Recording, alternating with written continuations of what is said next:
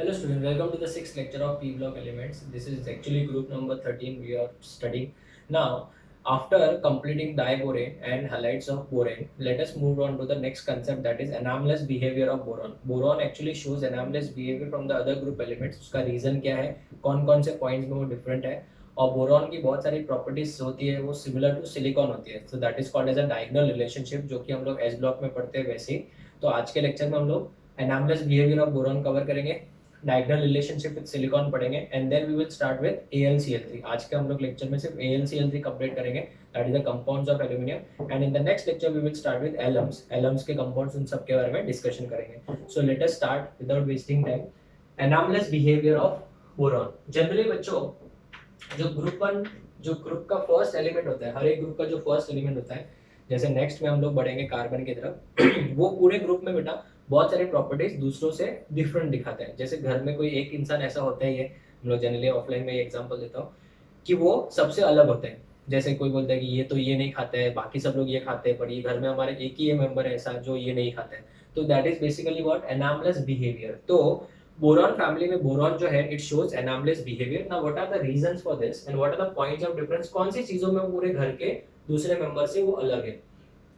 तो let us study the reasons for anomalous behaviour. सबसे पहला रीजन, ये रीजन जो मैं बता रहा हूँ सब में सेम ही है, सब में सेम है, चारों मतलब जितने भी आगे ग्रुप्स पढ़ेंगे सब में ऑप्शन ये जो पॉइंट्स है सेम रहेंगे. ठीक है, तो सबसे पहला रीजन है स्मॉल एटॉमिक साइज.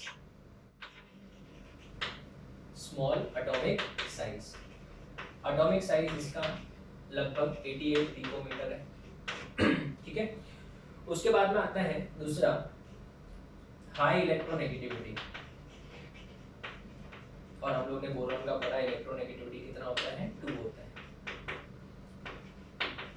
2.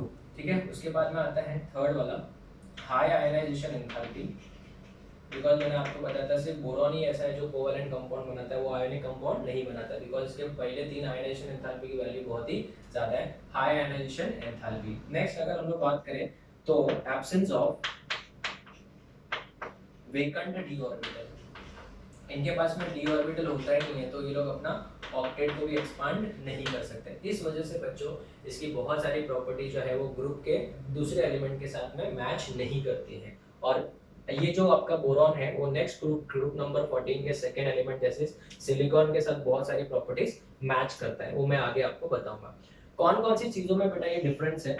जनरली ये वाला टॉपिक बच्चे खुद से पढ़ लेते हैं, बिकॉज हम लोग ने ऑलरेडी सब पॉइंट्स कवर कर लिए हैं, खाली आपको खाली बताने की जरूरत है. ठीक है, तो अगर मैं आपको रीड करके भी समझाऊं तो आपको समझ में आ जाएगा. यहाँ पे अगर हम लोग बोरॉन पढ़े, यहाँ पे अदर ग्रुप एलिमेंट जैसे aluminium, gallium, indium and thallium की बात करें तो ये पूरा एक ग्रुप हो गया, ये सब एलिमेंट्स, और ये बोरॉन एक साइड में. कोई नई चीज बताने वाला नहीं हो क्योंकि ये सब थ्योरेटिकल टॉपिक है, सब हम लोग ऑलरेडी पढ़ चुके हैं कंपाउंड्स के फॉर्म में, तो ये आपको बहुत इजी लगने वाला है. ठीक है, चलो, बट हम लोग एक एक पॉइंट भी कवर कर रहे हैं. It is a non metal, सबको पता है boron is a non metal, बाकी सब क्या है, मेटल्स है. इंपॉर्टेंट था, इजी था. बोरॉन शॉर्ट एलोट्रोपी, मैंने आपको बताया था बोरॉन के 5 फॉर्म्स होते हैं, एक अमॉर्फस होता है, 4 क्रिस्टलाइन फॉर्म होता है, B12 के क्लस्टर्स के फॉर्म में होता है. एक एक चीज हम लोग वापस रिवाइज कर रहे हैं. इन एलिमेंट्स के अंदर कोई एलोट्रोपी नहीं होता है. बोरॉन के अंदर मैंने आपको बताया था कि इसका मेल्टिंग पॉइंट बहुत ही ज्यादा एब्नॉर्मली हाई होता है, बिकॉज ये इसका स्ट्रॉन्ग क्रिस्टलाइन लैटिस होता है. तो highest melting point and boiling point, low melting point and boiling point as compare to boron. Boron के मुकाबले इनका मेल्टिंग पॉइंट बॉइलिंग पॉइंट क्या होता है, कम होता है. ठीक है, boron forms only dash compounds, covalent compounds. मैंने आपको पहले बताया था B+ आयन एग्जिस्ट ही नहीं करेगा. बाकी जो कंपाउंड्स है वो आयनिक भी बना सकते हैं और कोवैलेंट भी बना सकते हैं, बट ये तो सिर्फ कोवैलेंट ही बनाएगा. इनके ऑक्साइड्स के बारे में बात की थी हमने, और इसका जो हाइड्रोक्साइड होता है दे आर वीकली एसिडिक. ठीक है ना, जैसे इसका हाइड्रोक्साइड कौन सा था, बोरिक एसिड था, वो वीकली क्या था, एसिडिक था. बट इनके जो है गैलियम और इंडियम, जनाबे अली ने गाया ऐसा बेकार पंजाबी सॉन्ग याद है, उसमें वो एम्फोटेरिक ऑक्साइड था, और लास्ट के जो दो थे वो कौन से थे, बेसिक ऑक्साइड्स थे. BH3 का जो डायबोरेन होता है, याद है, बोरेन है, इसका डायमर बनाते हैं. BH3 इटसेल्फ इज स्टेबल, बराबर है, थोड़ा बहुत, इतना ज्यादा स्टेबल नहीं है बट स्टेबल है. बाकी के जो हाइड्राइड्स है तो they are very very less stable. ठीक है, बोरॉन ही एक ऐसा एलिमेंट है ग्रुप नंबर 13 में जो मैग्नीशियम के साथ रिएक्ट करेगा, और करता ही है ना, क्योंकि वो मेटल है कि नॉन मेटल है, नॉन मेटल, बाकी सब मेटल है, तो मेटल मेटल के साथ कैसे रिएक्ट करेंगे, ठीक है। So only boron reacts with what, magnesium, to form magnesium boride. ये सेम रिएक्शन बेटा सिलिकॉन के साथ करेंगे तो सिलिसाइड बनता है।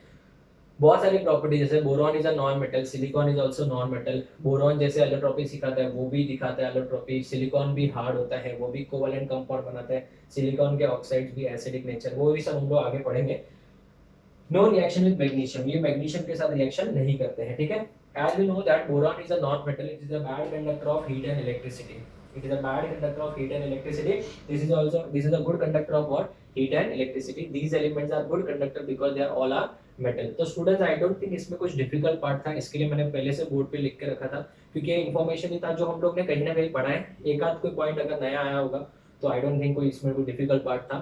बट इसके बाद वाला जो पार्ट है वो भी बच्चों बहुत ईजी है, diagonal relationship with what, silicon. अभी डायगोनल रिलेशनशिप कैसे आता है देखिए, बोरॉन के नीचे कौन आता है, एल्यूमिनियम, कार्बन के नीचे कौन आता है, सिलिकॉन। तो ये अगर मैं बात करूं, ये एक स्क्वायर बन गया, तो ये जो है बोरॉन अपनी प्रॉपर्टी खुद के ग्रुप वालों के साथ नहीं दिखा के किसके साथ दिखाता है, सिलिकॉन के साथ। इसके लिए हम लोग क्या बोलेंगे, डायगोनल रिलेशनशिप। तो डायगोनल रिलेशनशिप हम लोग अभी कवर करेंगे कि कौन कौन सी प्रॉपर्टीज बोरॉन की सिलिकॉन के साथ मैच होती है, तो वो हम लोग नेक्स्ट बोर्ड पे पढ़ेंगे। आप लोग इसका फोटो ले लो पहले।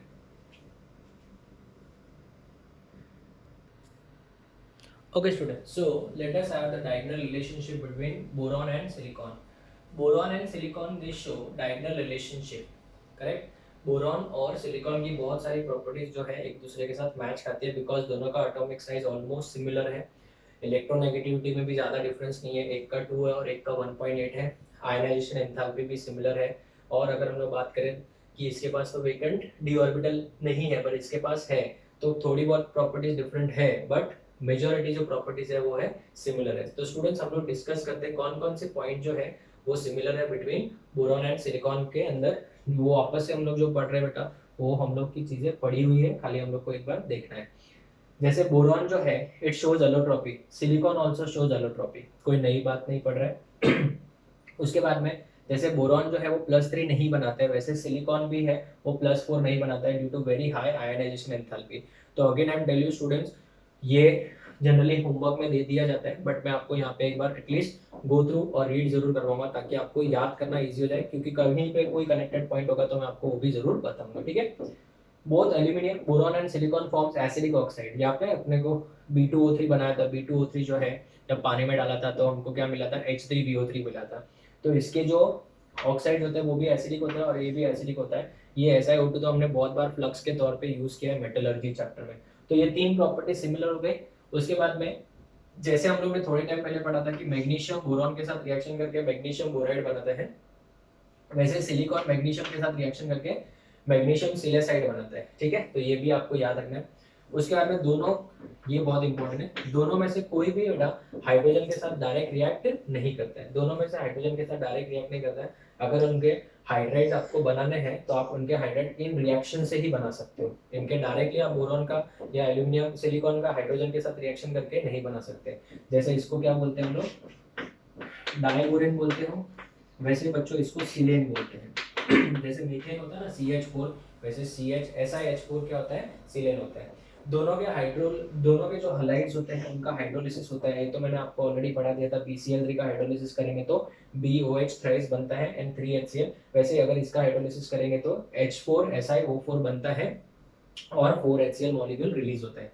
इनके जो कार्बाइड्स होते हैं बहुत ज्यादा हार्ड होते हैं and they are generally used for cutting purpose या एब्रेसिव। आपने देखा होगा ग्लास जब भी कटिंग किया जाता है तो एक उनके पास एक टूल होता है और उससे जनरली ऐसा ग्लास के ऊपर ऐसा खींचा जाता है तो क्या होता है, कांच जो है 2 टुकड़ों में डिवाइड हो जाता है। तो ये एक एब्रेसिव का भी काम करता है और ये बहुत ज़्यादा हार्ड होते हैं। और मैंने आपको बताया था बच्चों जब मैंने आपको मेटलर्जी सिखाया था कि ये एक रिफ्रैक्टरी मटेरियल भी है, ये लाइट को हीट को क्या करता है, रिफ्लेक्ट भी करता है और इनका मेल्टिंग पॉइंट भी बहुत हार्ड होता है, they are very very hard. Silicon carbide का तो आगे हम लोग स्ट्रक्चर भी पढ़ेंगे ग्रुप नंबर 14 में। इसके अंदर ये एक्चुअल में डायमंड जैसे स्ट्रक्चर होता है, डायमंड के अंदर 50% कार्बन को हटा के अगर हम लोग सिलिकॉन डालेंगे तो वो सिलिकॉन कार्बाइड बन जाता है। It is very very hard. Generally अगर आपने किसी कारीगर इंसान को देखा होगा जो लकड़ी का काम करते हैं, उनके पास एक औजार होता है तो उसको धार देने के लिए, ठीक है, उसमें या फिर आपने जो चाकू वाला जो धार देने वाला आया रहेगा उनके पास एक व्हील होता है जिसको पैरों से साइकिल से घुमाया जाता है और उसके ऊपर चाकू के ऊपर धार दिया जाता है, तो वो सिलिकॉन कार्बाइड का ही बना होता है। It is very very hard और जनरली वो एक एब्रेसिव का भी काम करता है। So these are the points of similarity between boron and silicon. अभी हम लोग ये जो था वो थियोरेटिकल पार्ट था स्टूडेंट्स, तो मुझे पता है कि आप ये वाला पार्ट कवर कर लोगे, मैंने आपको एक बार समझा भी दिया है। अभी हम लोग इसी का कंटिन्यूएशन पार्ट पढ़ेंगे, कंपाउंड्स ऑफ एल्यूमिनियम के ऊपर फोकस करेंगे। एक बार इसका फोटो लो फिर मैं स्टार्ट करता हूँ।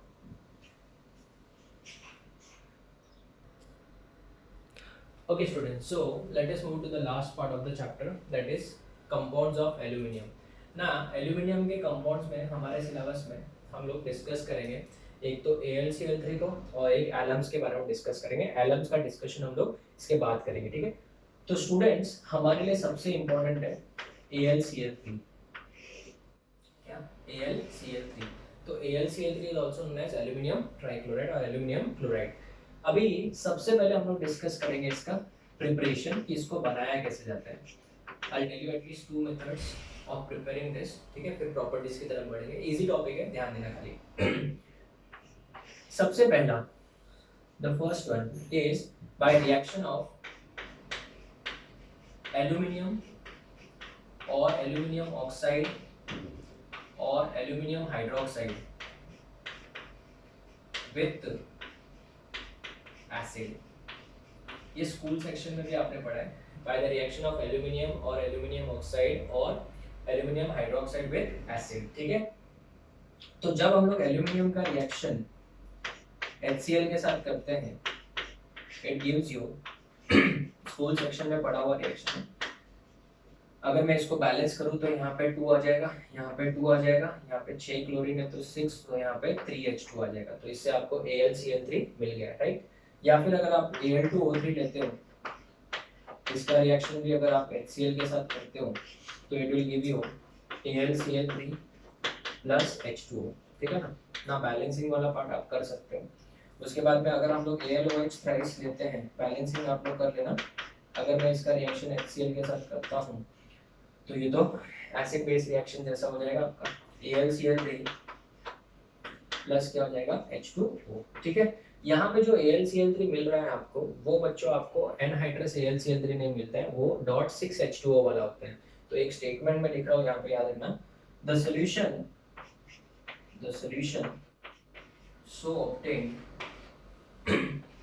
so obtained is filtered and crystallized to obtain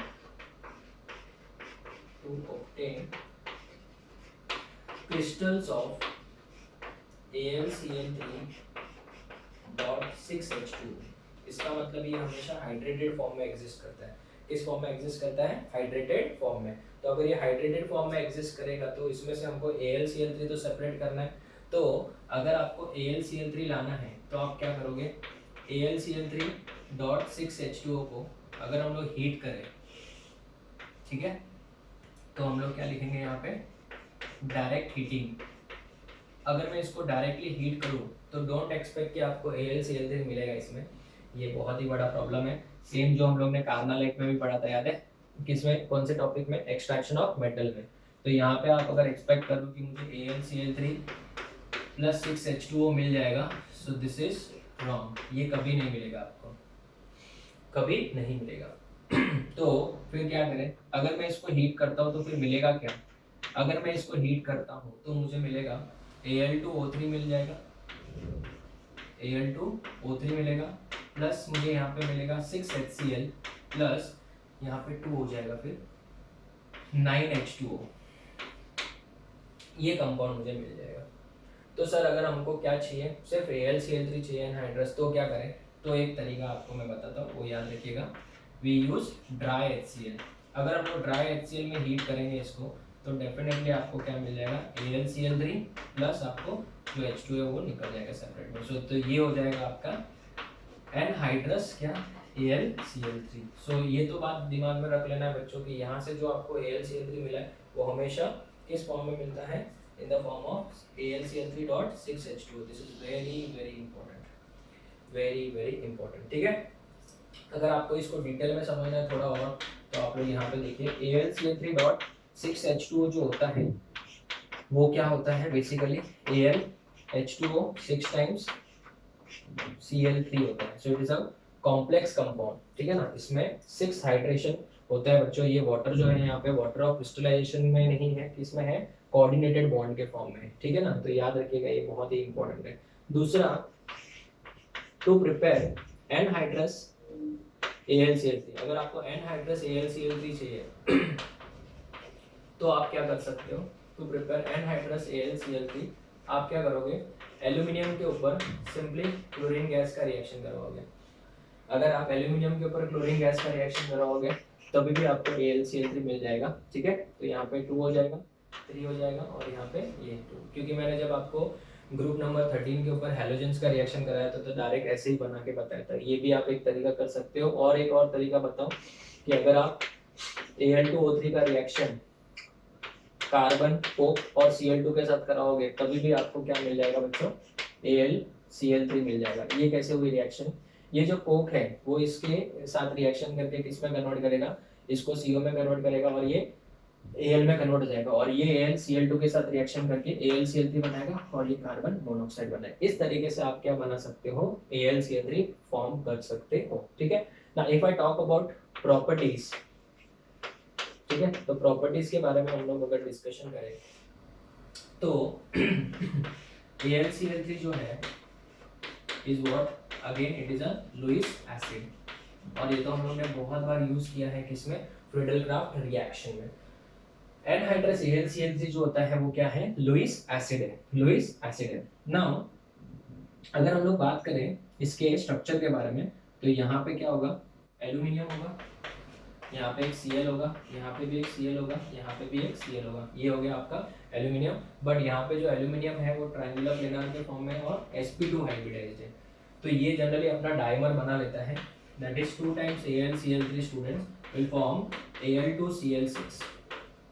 Al2 क्या, Cl6 हो जाएगा। इसका स्ट्रक्चर हम लोग का जैसे डाइबोरेन का बनाया था वैसे इसका भी होगा। यहाँ पे एल्यूमिनियम है, ये क्लोरीन है, ये क्लोरीन है और ये क्लोरीन है, बराबर है। बट इस क्लोरीन के पास में कितने लोन पेयर है, 3 लोन पेयर है। अभी आप बात करें अगर इस एल्यूमिनियम के बारे में तो यहाँ पे भी कितने क्लोरीन है, 3 क्लोरीन है। इस क्लोरीन के पास भी कितने लोन पेयर है, 3 लोन पेयर है बच्चों। तो अभी फिलहाल ये इलेक्ट्रॉन डेफिशिएंट है, इलेक्ट्रॉन क्या है, डेफिशिएंट है। बट अगर मैं बॉन्ड बना दूं, ठीक है, कैसे, एल्यूमिनियम बेटा बोरॉन के जैसे इसके पास भी pz ऑर्बिटल क्या है, वेकेंट है, तो ये अपना इलेक्ट्रॉन पेयर इसके वेकेंट ऑर्बिटल में दे देगा। No need to show plus and minus because मैं कोऑर्डिनेट बॉन्ड बता रहा हूँ। यहाँ पे भी सेम, ये इसको इलेक्ट्रॉन दे देगा। तो डेफिनेटली क्या हो जाएगा बच्चों, यहाँ पे कोऑर्डिनेट बॉन्ड बन गया और ये जो पहले sp2 था अभी ये क्या हो जाएगा, sp3 हो जाएगा। अब ये इलेक्ट्रॉन डेफिशिएंट नहीं है, so this is not electron deficient. क्यों, क्योंकि अभी इसका ऑक्टेट क्या हो चुका है, कंप्लीट हो चुका है और ये sp3 गया है, तो इट इज नॉन प्लेनर और planar, it is non planar. Students this is very very important. तो ये फर्स्ट प्रॉपर्टी हुई, और भी बहुत सारे प्रॉपर्टीज है जैसे व्हाइट फ्यूम्स क्यों आते हैं, अगर एनहाइड्रस AlCl3 को बॉटल में रखते हैं तो उसके अंदर व्हाइट फ्यूम्स बनने लगते हैं, वो क्यों बनते हैं वो भी मैं आपको बताऊंगा। एक बार इसका फोटो ले लो।